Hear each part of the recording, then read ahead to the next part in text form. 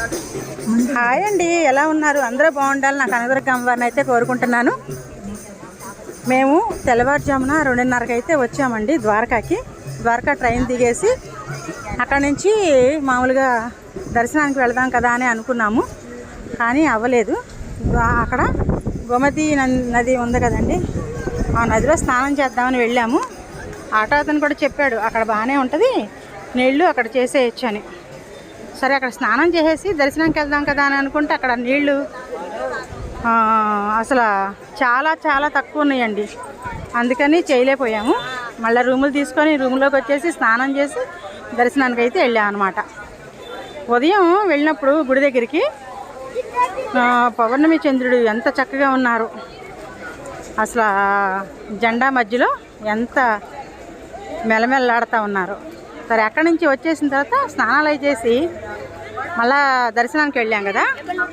వెళ్ళినప్పుడు అసలు మళ్ళా జెండా మార్చేశారండి. రోజుకి 5 జెండాలు అయితే మారుస్తారంట.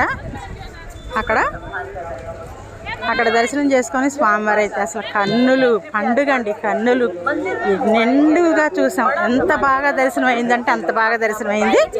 బాగా దర్శనం చేసుకొని అక్కడి నుంచి అయితే వచ్చేసాము. రుక్మిణీదేవి గుడికి అయితే వచ్చాం అనమాట. ఒక ఆటో మాట్లాడుకున్నాం, 5 టెంపుల్స్ కలిపి ఆటో అయితే మాట్లాడుకున్నాం అనమాట.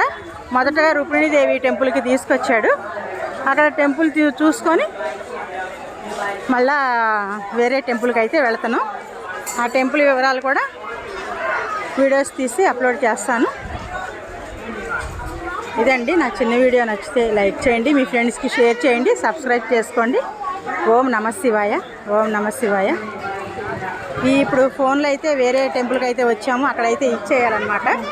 ఇచ్చేయడానికి పెడుతున్నాము లైన్లో, అందుకని ఇక్కడికైతే ఆఫ్ చేసేస్తున్నాను. నా వీడియోస్ నచ్చితే లైక్ చేయండి, మీ ఫ్రెండ్స్కి షేర్ చేయండి, సబ్స్క్రైబ్ చేసుకోండి. మరొక వీడియోలో మళ్ళీ కలుద్దాం. ఓం నమః శివాయ.